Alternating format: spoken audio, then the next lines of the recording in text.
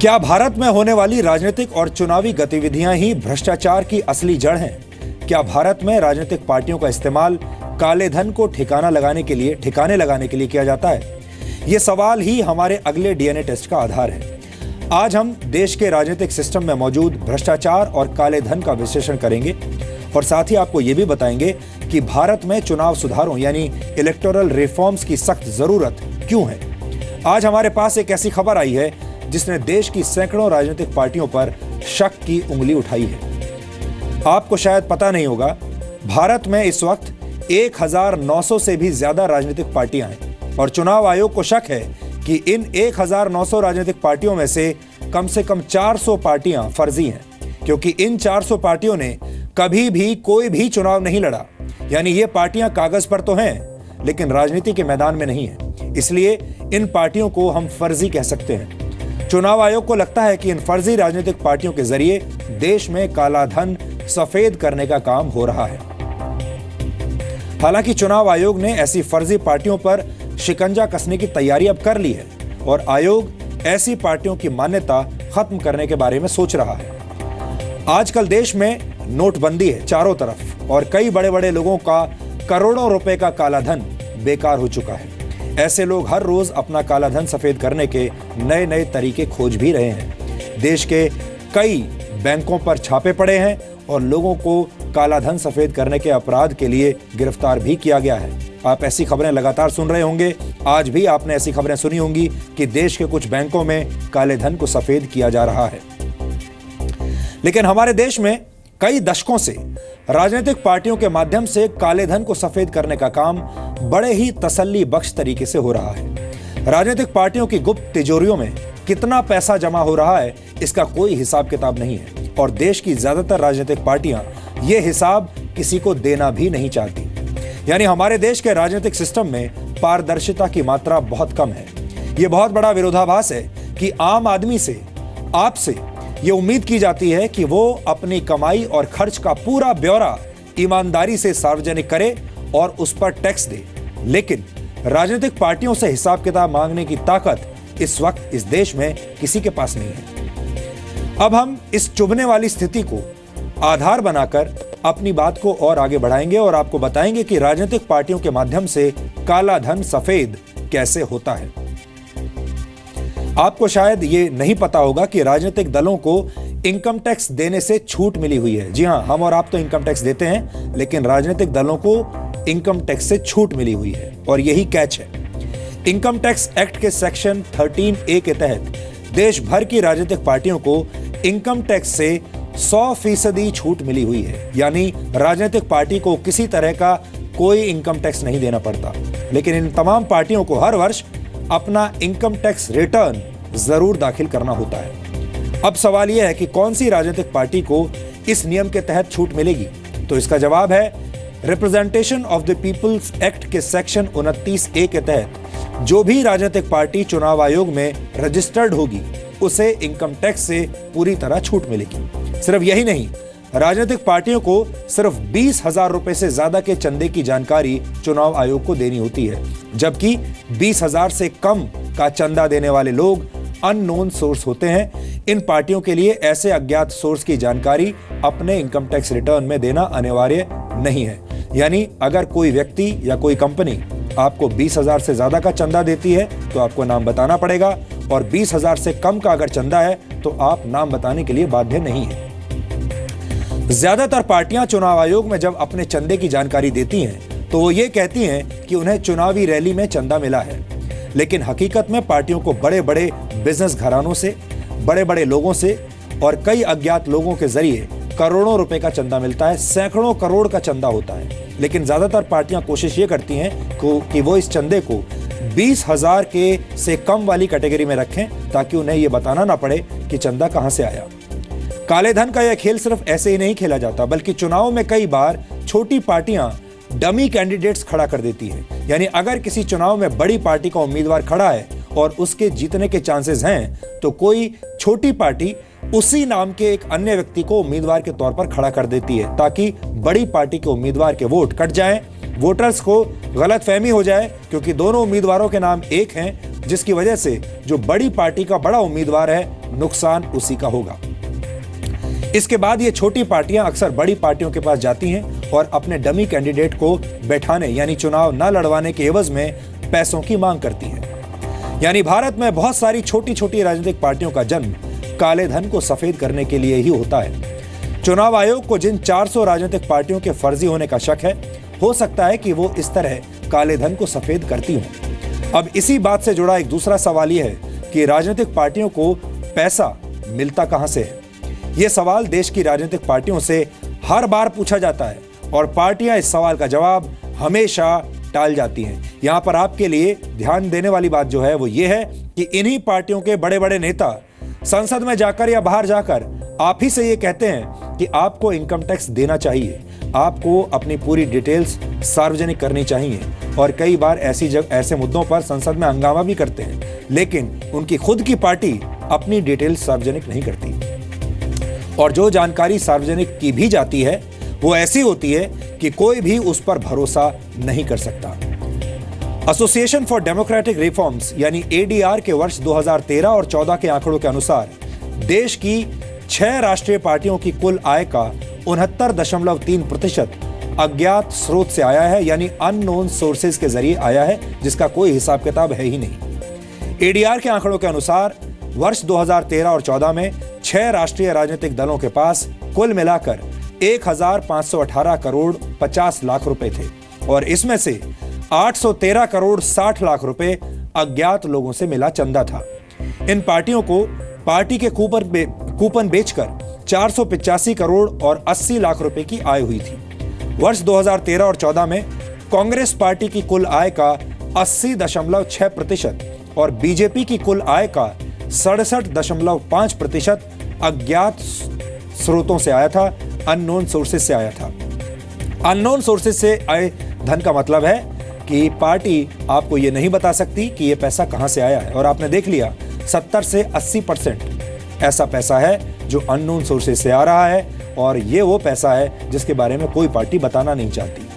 पार्टियों के इस धन को काला धन भी कहा जा सकता है।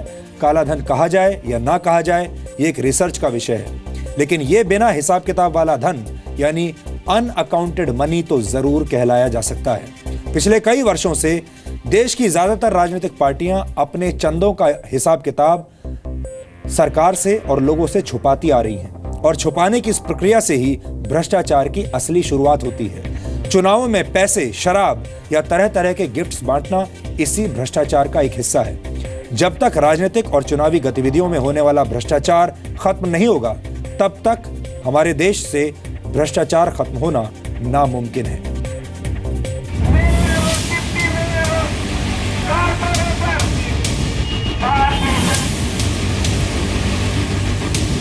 यही है चुनावी भ्रष्टाचार। हमारे देश में चुनाव आते ही राजनीतिक पार्टियां मतदाताओं को ऐसे ही पैसे बांटकर, शराब बांटकर या कोई गिफ्ट बांटकर उनके वोट खरीदती हैं। जाहिर है जिन पैसों से यह सब होता है वो पैसा सही तो नहीं ही होगा। जो पैसा सही नहीं है वो कालाधन की श्रेणी में अपने आप आ जाता है। भारत में राजनीति एक ऐसा पेशा है जिसमें कभी सूखा नहीं पड़ता। ऐसा लगता है जैसे राजनीति को हमेशा फलने फूलने का वरदान मिला हुआ है। पिछले कुछ वर्षों में आपकी कमाई बढ़ी हो या न बढ़ी हो, लेकिन हमारे देश के सियासी दलों की कमाई में लगातार इजाफा हो रहा है। राजनीतिक दलों पर रिसर्च करने वाली संस्था एसोसिएशन फॉर डेमोक्रेटिक रिफॉर्म्स यानी एडीआर के मुताबिक 2014-15 में 5 राष्ट्रीय पार्टियों की आय में 39% का इजाफा हुआ है। पिछले वर्ष बीजेपी, सीपीआई, सीपीएम, एनसीपी और बीएसपी की आय 1275 करोड़ 78 लाख रुपए दर्ज की गई। इनमें से ज्यादातर पैसा ऐसा है जो अज्ञात स्रोतों से पार्टी के खाते में आया है। कुल मिलाकर पार्टियों को मिले 54% पैसे के सोर्स का पता नहीं है।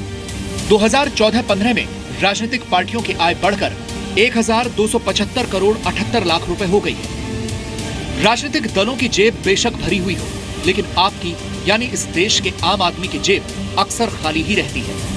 हालांकि इस वक्त देश में नोटबंदी का दौर है और ज्यादातर व्यक्तियों की जेब खाली ही है, लेकिन ये आंकड़े नोटबंदी से पहले के हैं।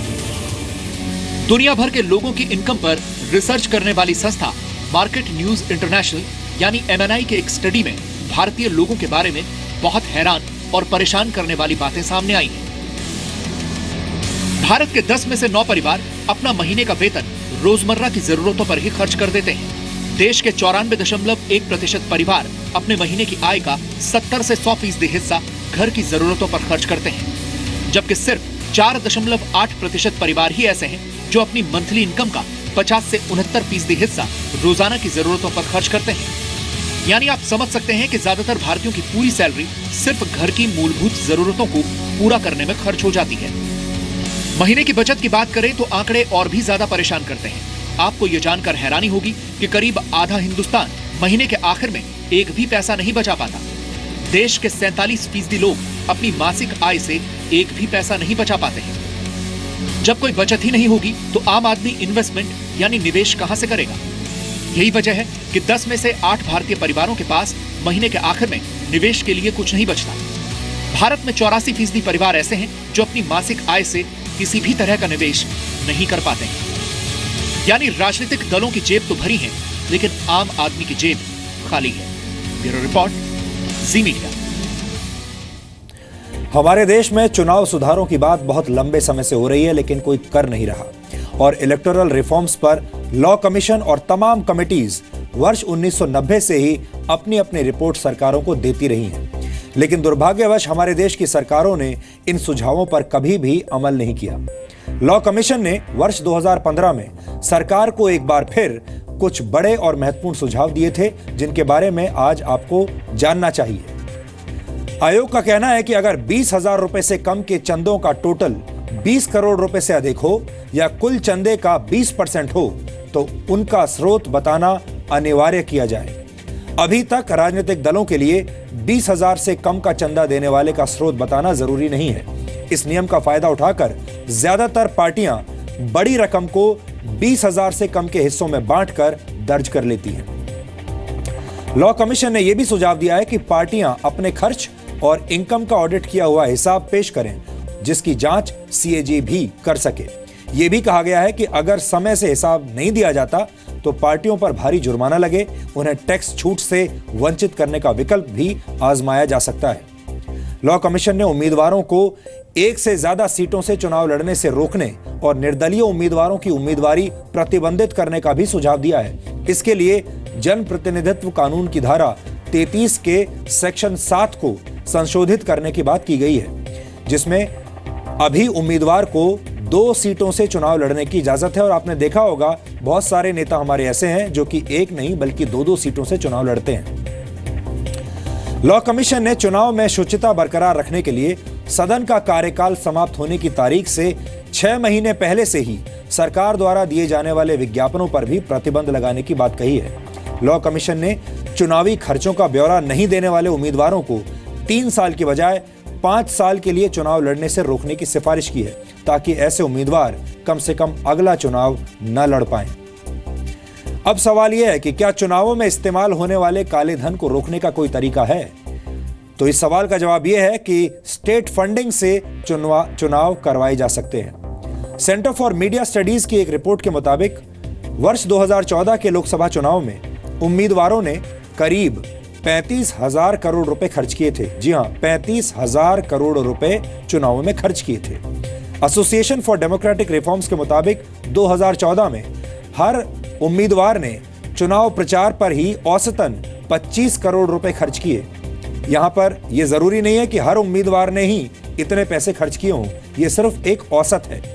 इस हिसाब से चुनाव जीतकर सांसद बनने वाले नेताओं ने वर्ष 2014 में करीब 13,575 करोड़ रुपए खर्च किए। यह एक बहुत बड़ी रकम है और इसका कोई हिसाब कोई भी पार्टी जनता को नहीं देना चाहती। अब आप ये मान लीजिए कि अगर चुनाव जीतने वाले हर प्रत्याशी ने चुनाव आयोग की तरफ से तय की गई सीमा के अंदर ही पैसे खर्च किए होते तो यह रकम मोटे तौर पर 350 करोड़ रुपए के आसपास होती, यानी खर्च की गई रकम से 39 गुना कम। एसोसिएशन फॉर डेमोक्रेटिक रिफॉर्म्स के मुताबिक विधानसभा चुनावों में 1 लाख करोड़ रुपए से ज्यादा खर्च किए जाते हैं। सवाल यह है कि राजनीतिक पार्टियों के पास यह पैसा आता कहां से है? जवाब यह है कि पार्टियों को यह पैसा उद्योगपतियों, अपराधियों और माफियाओं से हासिल होता है। हालांकि नियमों के मुताबिक 20,000 रुपए से ज्यादा के चंदे का रिकॉर्ड पार्टियों को रखना होता है, लेकिन एक अनुमान के मुताबिक पार्टियों को मिले 75% फंड का कोई हिसाब किताब नहीं रखा जाता है।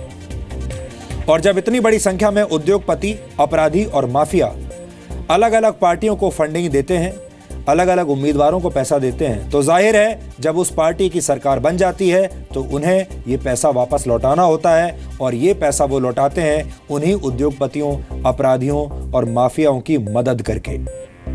हमें लगता है कि स्टेट फंडिंग पर आधारित चुनाव ज्यादा पारदर्शी हो सकते हैं, जहां खर्च की गई पूरी रकम का हिसाब रखना संभव हो जाएगा। जनता को पैसे बांटकर या लालच देकर वोट नहीं खरीदे जा सकेंगे, और पूरे भारत में लोकसभा और विधानसभा चुनाव एक साथ कराए जाने से चुनाव का खर्च भी बचेगा। पूरे देश में एक ही मतदाता सूची हो जाएगी। सरकारों और जनता को 5 वर्ष तक अपने अपने काम पर ध्यान लगाने का मौका मिलेगा, और हर तीसरे चौथे महीने पर चुनाव होते रहने से विकास कार्य प्रभावित होते हैं, क्योंकि चुनावों से पहले आदर्श आचार संहिता लगा दी जाती है। पार्टियों को बार बार चुनाव की तैयारियां नहीं करनी पड़ेंगी, बल्कि एक बार चुनाव हो जाने के बाद सरकारें अपने वादों को पूरा करने पर ध्यान दे पाएंगी। अगर देश में चुनाव सुधार करने हैं तो फिर पेड न्यूज पर भी शिकंजा कसना होगा। चुनाव के दौरान मतदाताओं को पैसा देने की खबरें आपने जरूर सुनी होंगी, और आपने ये भी सुना होगा कि नेता पैसा देकर अपनी खबरें मीडिया में चलवाते हैं, अपनी तारीफ मीडिया में चलवाते हैं। जी न्यूज इसके खिलाफ आवाज उठाता रहा है। जी न्यूज ने लगातार स्वच्छ मीडिया अभियान भी चलाया है, लेकिन अब पेड न्यूज से तंग आकर चुनाव आयोग स्वच्छ मीडिया अभियान की शुरुआत चुनाव आयोग ने कर दी है। अगर केंद्र सरकार ने चुनाव आयोग की सलाह मान ली तो आने वाले वक्त में वोटर्स को पैसे देना और पैसे देकर खबरें छपवाना या न्यूज चैनल्स पर खबरें चलवाना गंभीर अपराध बन जाएगा। चुनाव आयोग ने केंद्र सरकार को एक सख्त कानून बनाने की सलाह दी है। चुनाव आयोग ने सुझाव दिया है कि वोटर्स के बीच पैसे बांटने वाली पार्टियों और उनके कैंडिडेट्स के खिलाफ सख्त कार्रवाई होनी चाहिए, और कानून में ऐसे प्रावधान हो कि ऐसे लोगों की गिरफ्तारी के बाद उन्हें तुरंत जमानत न मिल सके। मीडिया और आपके बीच भरोसे का रिश्ता होता है, लेकिन कुछ मीडिया हाउसेस पेड न्यूज दिखाकर इस भरोसे की नींव को हिला देते हैं। ये काम हमारे देश में धड़ल्ले से हो रहा है, और इसे रोकना ही जी न्यूज के स्वच्छ मीडिया अभियान का मकसद है। तो आप भी जब भी कोई अखबार पढ़ें या कोई न्यूज चैनल देखें तो हमेशा इस बात का ध्यान रखें, ये देखने की कोशिश करें कि कहीं आप पेड न्यूज तो नहीं देख रहे हैं, कहीं उस न्यूज में कोई मिलावट तो नहीं है।